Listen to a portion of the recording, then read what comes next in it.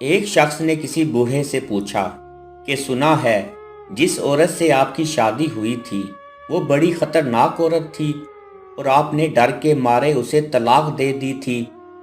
साथ ही करीब बैठे नौजवानों की टोली ने आंखों ही आंखों में एक दूसरे को हंसकर देखा। खुदा बख्शे उसे, बहुत अच्छी औरत थी। बिना नाराज हुए, बगैर गुस्सा किए बाबा जी की तरफ से एक मुतमईन जवाब आया। एक नौजवान ने ज़रा ऊंची आवाज़ में कहा, लेकिन बाबा जी, लोग कहते हैं वो बड़ी खतरनाक औरत थी, क्या नहीं? बाबा जी कुछ देर खामोश रहे, फिर कहने लगे, कहते तो ठीक ही हैं, वो औरत वाकई बहुत खतरनाक थी और हकीकतन मैंने डर के मारे उसे तलाक दी थी। ये बात तो मर्दानगी के खिलाफ है। औरत से डरना कहाँ की बहादुरी है? नौजवान जोशीले अंदाज में बोला।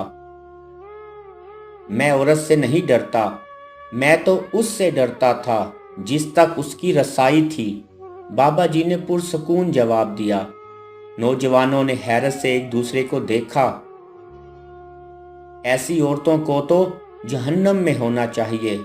कहाँ आप जैसा शरीफुल नफ्स आदमी, कहाँ वो औरत। अच्छा किया छोड़ दिया। नौजवान के लहजे में गुस्सा था।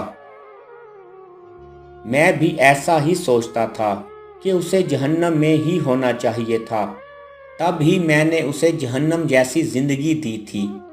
बूढ़ी आंखों में इस्तराब उतरा। ये तब की बात है जब मैं सरकार के यहाँ 1 रुपया माहवार पर मुलाजिम हुआ। मेरी माँ चाहती थी कि मेरी शादी हो जाए। रिश्ता ढूंढा गया।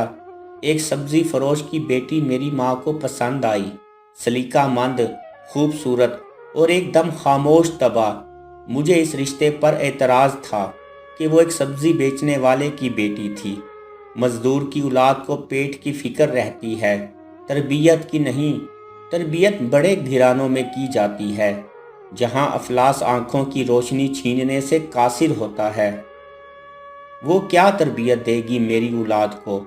लेकिन वो लड़की मेरी माँ को ऐसी पसंद थी कि अम्मा उसके अलावा किसी का नाम नहीं सुनना चाहती थी। फिर वो ब्याह कर मेरे घर आ गई। रुखसती के वक्त उसके बाप ने मुझे कहा, मेरी बेटी सीधी सादी है, इसे दुनियादारी का कोई ख़ास पता नहीं। अगर कहीं कोई चूक हो जाए तो मुआफ़ कर देना।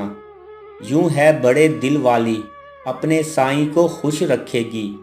वो बिल्कुल वैसी ही थी जैसी मेरी माँ ने बताया था। सलीकामंद, सुघड़ और ताबेदार। मेरी बाहिर दोस्तों के साथ सोहबत कोई अच्छी नहीं थी। मुलाजमत के औकात में खाना घर से बाहर खाता, दोस्तों में बैठता, रात गए तक महफिल चलती, फिर घर जाता। वो क्या खाती थी, क्या पीती थी, किस हाल में रहती थी, मुझे कोई परवाह नहीं थी। उन्हीं दिनों मेरी माँ भी दुनिया से रुखसत हो गई। एक रोज़ मैं जुए में भारी रकम हार कर जब थका हारा घर आया तो कहने लगी, आप तो खाना बाहर खा लेते हैं, मुझे भूख लगती है। हो सके तो एक ही बार महीने का राशन डलवा दिया कीजिए। रोज़ रोज़ बाज़ार से ख़रीदारी की सौबत नहीं उठानी पड़ेगी। क्या इस सब्ज़ी बेचने वाले की बेटी की इतनी औकात कि मुझसे मुतालबा कर सके? मुझे तैश आया। हो ना तुम किसी बड़े बाप की बेटी कि तुम्हें पूरे महीने का राशन और खर्च चाहिए? अपनी औकात देखी है? गुस्से में आकर उस पर हाथ उठाया और ना जाने क्या क्या कह डाला। मैं ये नहीं सोच सका कि आखिर उसे जिंदा रहने के लिए रोटी तो हर हाल में चाहिए थी। वो जिस्मानी एतबार से काफ़ी कमज़ोर थी, मार बर्दाश्त नहीं कर सकती थी। पशेमानी थी या क्या, वो 2 दिन तक बिस्तर पर पड़ी रही। मुझे उसकी भी कोई परवाह नहीं थी। फिर उसने घर में ही सीना परोना शुरू कर दिया। हाथ का हुनर उसके काम आया। यूं उसकी रोटी का इंतज़ाम हो गया और मैं ये सोचकर पहले से भी बेपरवाह हो गया। एक रोज़ ایک ہمسائے نے مجھے روک کر کہا، دن میں جب آپ گھر نہیں ہوتے تو آپ کے گھر سے باتوں کی آوازیں آتی ہیں۔ میرے سوا میری غیر موجودگی میں کون آتا تھا جس سے وہ اتنی آواز میں باتیں کرتی تھی؟ غصہ حد سے سوا تھا، بس نہ چلتا تھا کہ اسے جان سے مار دوں، لیکن میں بس ایک موقع کی طاق میں تھا۔ ایک رات پچھلے پہر کسی کے بولنے کی آواز پر میری آنکھ کھلی۔ چاندنی رات میں صحن میں پڑی ہر شے بالکل واضح طور پر دکھائی دیتی تھی۔ میں اٹھ کر دروازے تک آیا۔ اب آواز زیادہ واضح تھی۔ وہ کہہ رہی تھی،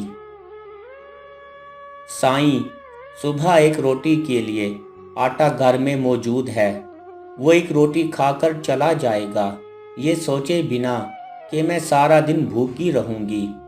میری روٹی جب تک تیرے ذمہ تھی تو عزت سے ملتی تھی، جب تو نے اپنے نائب کے ہاتھ دی تو روٹی کے ساتھ بے عزتی اور اذیت بھی ملنے لگی۔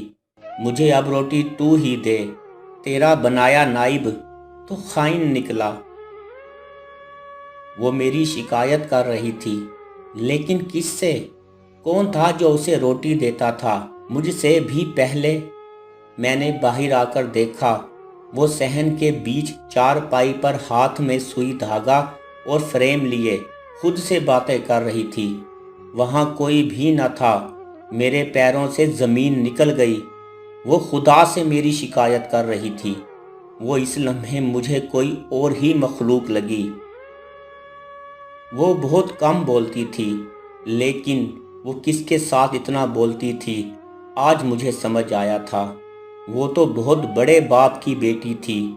کیسی عورت تھی جو افلاس کے ہوتے ہوئے بھی خدا شناس تھی۔ میرا جسم خوف سے کانپ رہا تھا۔ دن چڑھتے ہی میں نے سامان باندھا اور اسے اس کے گھر چھوڑ آیا۔ سسر نے طلاق کی وجہ پوچھی تو میں ڈرتے ہوئے کہنے لگا، یہ بڑی خطرناک عورت ہے، بڑے دربار میں میری شکایتیں لگاتی ہے۔ مجھے ڈر ہے کہ بادشاہ کو کسی دن تاؤ آ گیا تو میرا حشر نہ کر دے۔ حقیقت یہ تھی کہ میں اس کے ساتھ انصاف نہیں کر سکا تھا۔ اس کا باپ گھر کی دہلیز پر کھڑا تھا، مجھے کہنے لگا، میں نے تمہیں کہا بھی تھا کہ اسے دنیا داری نہیں آتی، وہ تو بس سائیں کو خوش رکھنا جانتی ہے۔ اس کی مراد خدا سے تھی اور میں خود کو سمجھا تھا۔ جب میں واپس گھر آیا تو مجھ پر انکشاف ہوا کہ رات اس نے یہی تو مانگا تھا، تو خود مجھے روٹی دے، تیرا نائب تو خائن نکلا، اور آج نان نفقے کا اختیار مجھ سے چھین لیا گیا۔ میں بے تحاشا رویا۔ اس کا سائیں بہت بڑا تھا، اس کی رسائی جس تک تھی وہ تو دو جہانوں کا رب تھا، اور جس کی ایک روٹی مجھ پر بھاری تھی وہ اس کے لیے کیا نہیں کر سکتا تھا۔ میں واقعی ڈر گیا تھا۔ میں آج بھی ڈرتا ہوں کہیں میرے حق میں اس نے کوئی بد دعا نہ کر دی ہو۔ ٹھیک کہتے ہیں لوگ، کہاں میں کہاں وہ، بوڑھی آنکھوں میں نمی اتری تھی، اور آخر بس یہ کہہ کر چپ ہو گئے کہ وہ واقعی خطرناک عورت تھی۔